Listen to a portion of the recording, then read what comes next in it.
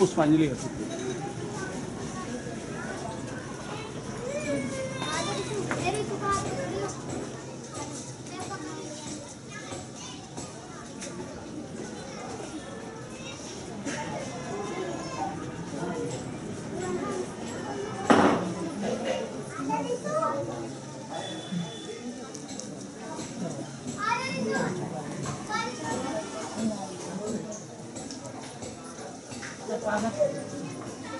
भगवान गौतम बुद्ध के चरणों में कोटि कोटि नमन।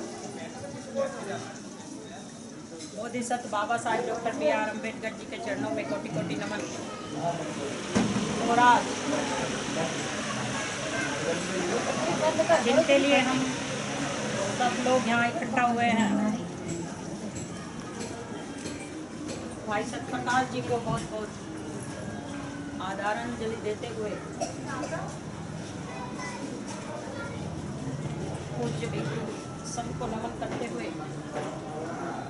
हमारे बहुजन समाज के बहुत सारे मीडिया कर्मी यहाँ हैं, उनको भी नमन करते हुए और मेरे गुरु जी यहाँ बैठे हैं, सहरा जी को भी नमन करते हुए और उपस्थित सभी को नमो बुद्धाय जय भीम। आज हम इस दुख की घड़ी में यहाँ इसलिए आए हैं कि सतप्रकाश जी कोई आम लोगों में से नहीं थे। उन्होंने अपना जीवन अपने परिवार के साथ साथ समाज को दिया, बाबा साहेब को दिया और हमारी पार्टी को भी दिया। उन्होंने अपने कांधे पर कुछ जिम्मेदारी ली और उस जिम्मेदारी को उन्होंने निभाया। आज शायद जितना दुख इस परिवार को है, इतना ही दुख हम सबको भी है कि सतप्रकाश जी अचानक हमें छोड़कर ऐसे चले गए जैसे वो कभी इस दुनिया में आए ही नहीं। लेकिन उनके जो काम हैं, उन्होंने जो जिम्मेदारी ली, उनकी जिम्मेदारी अधूरी रह गई अचानक। शायद उन्हें भी नहीं पता था कि मेरे जीवन का अंत ऐसे हो जाएगा। जो कुछ हुआ ठीक नहीं हुआ, लेकिन जो हो गया उस पे किसी का वश नहीं। और भगवान बुद्ध और बाबा साहेब हमें यही हिम्मत देते हैं कि जितने भी हमारा ये जीवन रहे, हमारे साथ कोई दुख की घटना घट जाती है तो हमारे अंदर उस दुख को झेलने की ताकत हो। हमारे पीछे जो जिम्मेदारी रह गई है, हम कभी भी इस परिवार को टूटने की बात ना करें, हम कभी भी इस परिवार को कमजोर बनाने की बात ना करें। आज उनका बेटा है, आज उनके पिताजी हैं, आज उनकी पत्नी है, तो कोई भी जितने भी लोग यहाँ बैठे हैं, मैं सभी से ये अपील करूंगी कि कोई भी आकर इनसे ऐसी निराशावादी बात ना करे जिनसे इनका मनोबल टूटे।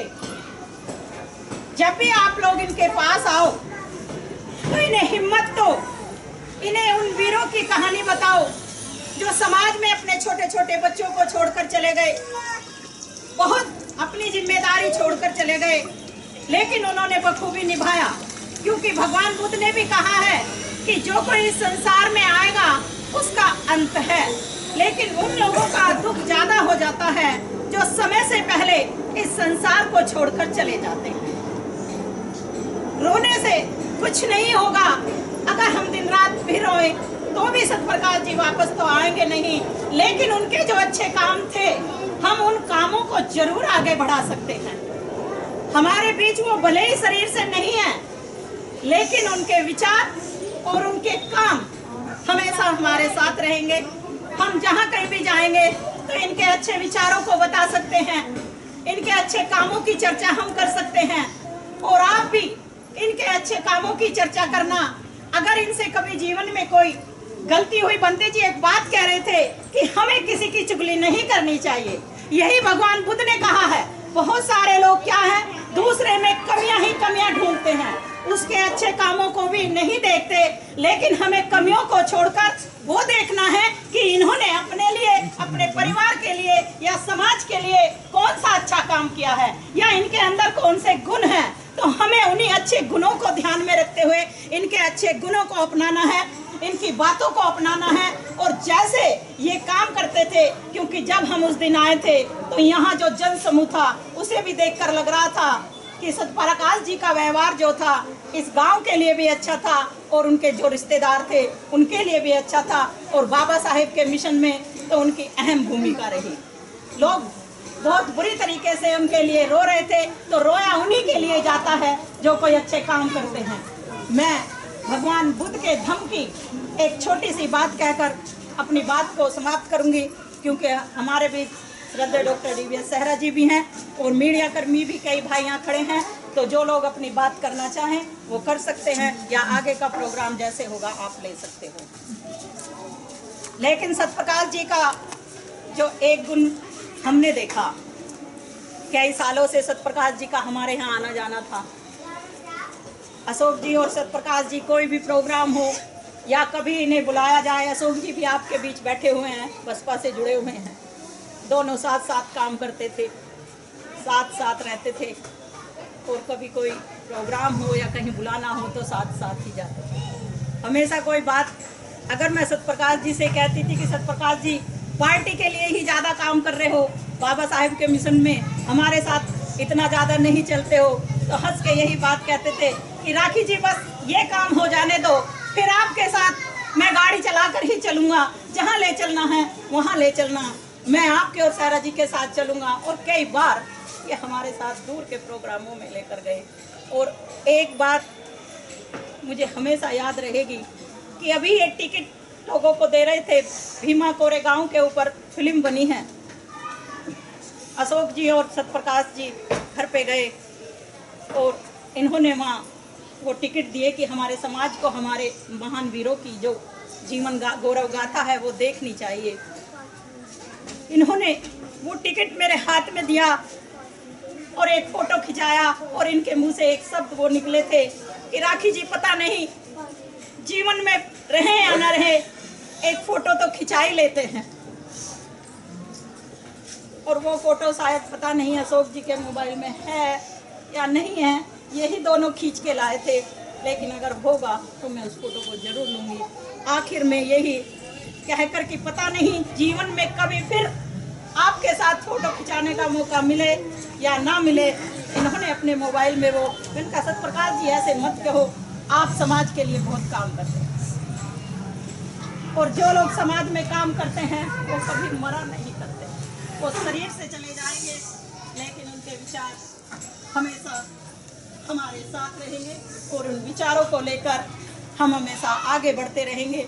लेकिन फिर भी मैं ये कह कर जाऊँगी कि उनका जो बेटा है कभी भी अपने आप को अकेला ना समझे, उनकी पत्नी कभी भी अपने आप को अकेला ना समझे, उनके बाबा जी कभी भी अपने आप को अकेला ना समझे, क्योंकि सतप्रकाश जी केवल उनके ही बेटे नहीं थे, वो सामाजिक थे, वो सभी के भाई थे, सभी के बेटे थे। जितना हमसे होगा हम इनका सहयोग करने के लिए हमेशा तैयार रहेंगे। और मैं इस बेटे से ये उम्मीद करूँगी कि बेटा आने वाले जीवन में अपनी मम्मी को कभी एहसास मत होने देना कि आज तुम्हारे बीच पापा नहीं है।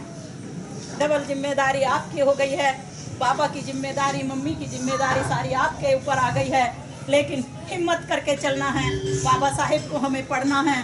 बाबा साहेब की माँ बचपन में मर गई थी, उन्होंने कितना काम कर डाला, आप तो जवान हो। तो एक छोटी सी कहानी मैं भगवान बुद्ध की बताती हूँ। एक जैसे आज हम सतप्रकाश जी के लिए रो रहे हैं, एक त्रिशा गौतमी थी, इकलौता बच्चा था, बहुत प्यार करती थी अपने बेटे से, और एक दिन अचानक उनके बेटे की मौत हो जाती है। बेटे की मौत में त्रिशा गौतमी अपना आपा खो बैठती है, वो बहुत रोती हैं और जगह जगह अपने बेटे को लेकर गोदी में लेकर जाती हैं कि कोई मेरे बेटे को जीवित कर दे, कोई मेरे बेटे को जीवित कर दे। जब सब जगह से थक गई तो किसी ने कहा कि आप भगवान बुद्ध के पास जाओ।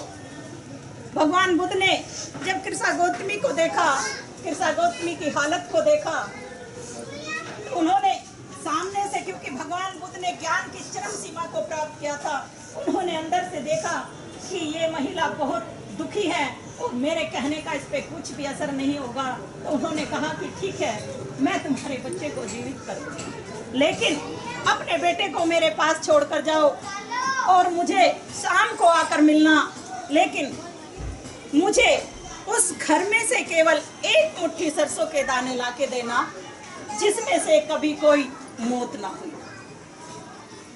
कृष्णा गौतमी ने सोचा कि ये तो थोड़ी सी देर का काम है, मैं अभी जाती हूँ और अपने बच्चे के लिए एक सरसों के दाने मुट्ठी भर लेके आती हूँ, उसके बाद भगवान बुद्ध मेरे बच्चे को जीवित कर देंगे। लेकिन जैसे ही कृष्णा गौतमी वो सरसों के दाने लेने के लिए निकलती हैं, वो एक घर का दरवाजा खटखटाती हैं, कहती हैं कि मुझे एक मुट्ठी सरसों के दाने चाहिए, तो कहते हैं कि ले लो। लेकिन कृष्णा गौतमी वही शर्त लगाती है कि क्या आपके घर में कभी कोई मौत नहीं हुई, मुझे दाने वही देना जिसके घर में कभी कोई मौत ना हुई हो। तो अंदर से सब लोग आवाज़ देते, या वो औरत या पुरुष कहती कि हमारे घर में हमारा जवान भाई चला गया, जवान पति चला गया। वो दूसरे दरवाजे जाती, दूसरे दरवाजे से भी यही आवाज़ आती कि हमारी माँ हमें छोड़कर चली गई थी, हमारा भाई छोड़कर चला गया था, मेरा पति मुझे छोड़कर चला गया। कहने का मतलब ये कि सुबह से लेकर शाम तक कृष्णा गौतमी दरवाजे दरवाजे भटकती रही, लेकिन उसे कोई भी घर ऐसा नहीं मिला जिस घर में कोई दुख ना हो या जिस घर में कभी कोई मौत ना हुई हो। और शाम होते होते कृष्णा गौतमी को ये बात समझ आ गई कि ऐसा संसार के अंदर कोई भी आदमी ना है, नहीं है, या कोई भी घर ऐसा नहीं है जिसके साथ कोई दुख ना हो या जिसके साथ दुख की घटना कभी घटी ना हो। और वो शाम को भगवान बुद्ध के पैरों में आकर गिर जाती है और खुद ही कहती है कि भगवान मुझे समझ आ गया, आप क्या समझाना चाहते हैं। मैं जान गई भगवान बुद्ध कि मेरा बेटा अब जिंदा नहीं होगा, लेकिन भगवान बुद्ध मैं आपसे ये अपील करती हूँ कि आप मुझे, जो मेरा आगे का जीवन है, आप मुझे अपने संग में ले लो, मुझे भिक्षुणी बना लो और मैं अब लोगों की सेवा करना चाहती हूँ। कृष्णा गौतमी की बात भगवान बुद्ध ने मानी और वो भिक्षुणी संघ में शामिल हो गई और आज कृष्णा गौतमी सारी दुनिया में अमर हैं। कृष्णा गौतमी का किस्सा जगह जगह सुनाया जाता है। फिर उन्होंने धर्म के लिए काम किया, क्योंकि जब हम दुख होते हैं तो हमारा कहीं ना कहीं किसी न किसी के कारण लोभ और राग द्वेष के कारण हम दुखी होते हैं। तो वो सब उसने छोड़ा और लोगों की सेवा के लिए कदम उठाया। तो आपने मेरी बात को ध्यान से सुना। मैं अंत में यही कहकर जाऊंगी कि ये परिवार हमेशा अपने आप को कभी टूटने ना दे, अपने आप को कभी बिखरना नहीं दे। जब कभी आपको ज़रूरत पड़ेगी तो ये समाज आपके साथ खड़ा है। सभी को नमस्कार। जय भीम। साधु साधु।